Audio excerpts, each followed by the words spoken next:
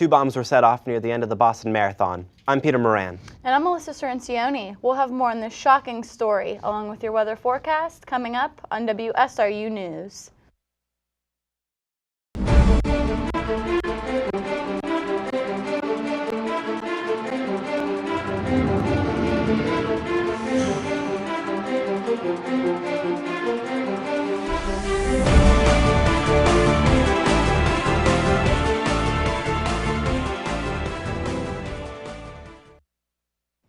Two bombs went off in Boston on Monday afternoon in the crowded streets near the end of the Boston Marathon, injuring 144 civilians, 17 critically, and killing 3. 2 other bombs were found and disarmed by the police. A fire at the John F. Kennedy Library is unconfirmed to be related. The FBI has begun an investigation into the attack, although they have no suspects or leads at this time. North Korea threatened Japan with nuclear destruction on April 12th if Japan was to shoot down any North Korean missiles, considering such action to be an act of war. A Tokyo media outlet has warned that North Korea has never forgotten Japan's past actions, and those hoping to profit from another war should be prepared for a fiery nuclear end. New software will be installed into a prototype energy dashboard in Watson Hall by the end of this month. Eventually, resident halls A through F will display these monitors to show the amount of water, electric, and gas energy usage. They will hold competitions to keep their energy usage down to teach students how to conserve energy. Rockin's Relay helped support Relay for Life on April 11th in the ballroom in the Robert Smith Student Center. The event included $5 donations at the door and an all-night fitness-thon. Activities included Zumba, Tone Tighten Transform, and Hip Hop Abs. All proceeds from the event went directly to Relay for Life. Senior art major Michael Camera is working on his exhibit that will debut in the Martha Galt Gallery later this month. Camera's portfolio theme demonstrates the process of creating an image. He explained to one reporter, "People don't know the struggle to accomplish a finished picture." Camera hopes to portray this struggle throughout his pieces. 4 SRU safety management majors have been named recipients of ASSE Foundation scholarships. Reporter Stephanie Skinger interviewed one of the winners. Hi, I'm Stephanie Skinger with WSRU-TV, and I'm here with Morgan Valvano, who got the ASSE scholarship. She's one of 4 winners from SRU. So Morgan, can you tell us a little bit about your scholarship? Well, basically, it's through the American Society of Safety Engineers, which is an organization that sponsors professionals as well as students of the safety field. And my scholarship is the Professional Development Conference Scholarship, so I get to go to Las Vegas to their Safety 2013 conference, and it's non-monetary, but they pay for all my flight and all travel arrangements for that. So it's a really great experience to network with other safety professionals. Okay, and you're a safety management major? Yeah. Okay, so did you apply for the scholarship, or do they nominate you? How does that work? Yeah, you have to apply for the scholarship in around September, then they notify you in April. They just do a general scholarship application, and then they place you in a scholarship that they feel is best for you, depending on your application and letter of recommendation and all that. Okay. Well, thank you. Congratulations on your scholarship. And back to you, Alyssa.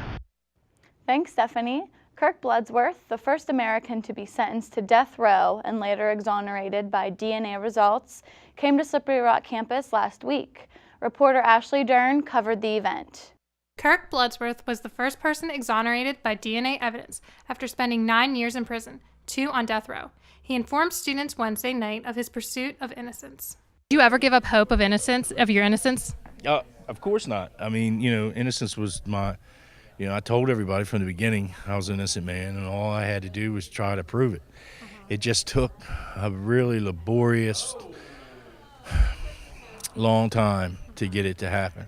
As the first person exonerated from prison by DNA evidence, what are you doing right now to improve the legal system?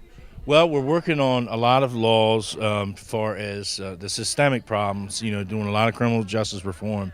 I've been working on that for the last 20 years. So you have a documentary coming out soon. Yes. What is one main point you want people to take away after watching it? If it could happen to me, it could happen to you. If it can happen to him, it can happen to anybody. And that was Kirk Bloodsworth's main point when he came here to Slippery Rock University. With WSRU News, I'm Ashley Dern. Thanks, Ashley. The Final Four has a dramatic finish as one team won it all in respect to a fallen player. We'll have more details on this along with your local weather report coming up after the break. Hi, I'm Dr. Don Curtis, professor in the Department of Political Science. Annette Salcevic from the Department of Academic Services. I'm Dr. Covey of the English Department. I'm Becky Solomon, the president of the Urban Gaming Club. Dr. Tamara Schiappa of the Geography, Geology, and the Environment Department. Hey, I'm Dave Kershaw, Department of Political Science. You are watching WSRU-TV. You're watching WSRU-TV. And you're watching WSRU-TV. You are watching WSRU-TV. You're watching WSRU-TV. You're watching WSRU, Channel 27.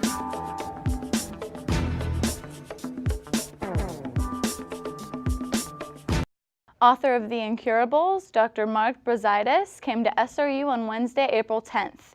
He presented in the ATS auditorium about transforming living with mental illness into the art of writing. Those who attended the event were able to purchase any 4 of the books that he has written. The event was sponsored by the President's Commission on Disability Issues. Co-sponsors included the Psychology Department, the English Department, and the Counseling Center. The SRU Honors Program took a trip to Chicago this past week. Reporter Sam Passarello interviewed one of the students. Hello, I'm Samantha Passarello, reporting from the Avenue Hotel in Chicago, where the Honors Program is having their annual spring trip. And I'm here with Luke Rindy to tell us about his experience in Chicago so far. So how are you liking Chicago? It's fantastic. I love Chicago. What all have you done so far? We went to Sky Deck, which is on top of the what is previously called Sears Tower. It's now called the Willis Tower. And great view from up there. And we went to Field Museum and the aquarium. We basically walked around a lot. So what was your favorite part of the trip so far? Probably Sky Deck. Sky Deck? And why is that? The view is fantastic from up there. Did you try any good Chicago food? The deep dish pizza was really good. Well, it sounds like you're having a great time in Chicago. Thanks again, Luke. Now back to you, WSRU. Thank you, Sam. The Slippery Rock University Program Board hosted the Tackling Homophobia event on Monday night. Speakers at the event included NFL's Chris Cluey and Azera Tualo. Ryan Noblet was at the event with the coverage. This is Ryan Noblet here with WSRU-TV, here with Ezra Tualalu, former NFL player. What is your message to any LGBT athletes who dream of becoming professional athletes? First of all, 10 years ago, I would have to tell them to make sure that they're ready within themselves to come out. I'll tell them that now, 10 years after. But it's one of those things where I feel now that society is ready for a gay athlete to come out. Only because I have experienced the support, I've experienced the love of organizations and people around me. So I think if I would give somebody an advice, I would tell them if they're ready to come out, this is a good time to come out because they will be supported by so many people like Chris Cluey and a bunch of others. Okay. Thank you, Ezra. This has been Ryan Noblet with WSRU-TV. Thanks, Ryan. The Final Four in college basketball is the apex for which all teams wish to reach. 4 universities, including Louisville, Michigan, Wichita State, and Syracuse, reached that pinnacle, but only one could be crowned champion of college basketball. The Louisville Cardinals defeated the Michigan Wolverines 82-76 on April 8th and were crowned the NCAA champions of 2012 to 2013 season. Luke Hancock was named the most outstanding player of the Final Four. Now, here's Stephanie Skinger with this week's SGA Update. This week in your SGA Update, the student government votes to change the Student Center's theater name. The motion was approved by the SGA, and the theater, now known as the Robert M. Smith Theater, has the possibility to be changed to the Thunderdome Theater, only if President Norton grants it. The Speaker of the Senate and North Hall Senator Michael McCarter brought up this motion. I'm Stephanie Skinger, and this has been your SGA Update. The Slippery Rock University baseball team went 1-3 in a weekend home series against Mercyhurst.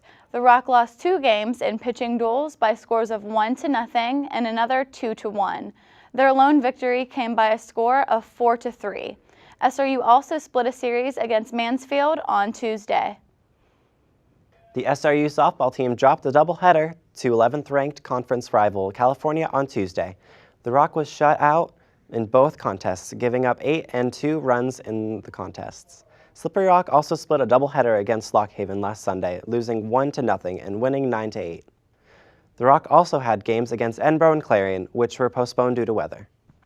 The SRU women's lacrosse team lost to second-ranked Westchester by a score of 21-4.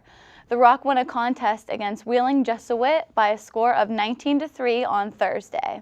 On Tuesday, SRU took on 14th-ranked IUP and dropped that contest by a score of 20-3. Now, here's Ryan Noblet with this week's forecast. Ryan. Thanks, Alyssa. As you can see, the rest of the week and the beginning of next week looks a little two-faced. Wednesday, Thursday, and Friday, we have a chance of storms, which gradually increases as the week goes on. Highs will peak Thursday at a very warm 79 degrees. Friday may get ugly with an 80% chance of thunderstorms and a high of 67 degrees. Rainfall totals may reach a ½ inch on Friday. At about 1 a.m., the front should move out, leaving lows at a cool 38 degrees. Highs will drop down into the high 40s to start your weekend on Saturday and gradually increase from there on. Saturday, Sunday, and Monday, the skies do look a lot clearer than they do for the end of this week, with partly to mostly sunny skies on those days. Your lows will fluctuate a bit, ranging from 30 on Saturday night to 36 on Sunday night to 42 on Monday night. Monday is my pick of the week, as highs will get back up to the 60-degree mark with mostly sunny skies. Tuesday, there may be some storms. Currently, there's about a 30% chance, and your high will be around 62 degrees that day. Well, SRU, your forecast is looking up and down once again. I guess that's just part of the Slippery Rock experience. That's all for your WSRU-TV weather update. I'm Ryan Noblet. Back to you, Alyssa. Thanks, Ryan. Well, that concludes our report for this week. Thanks for joining us here on WSRU News. I'm Alyssa Sorrencioni. And I'm Peter Moran. Have a great day, Slippery Rock.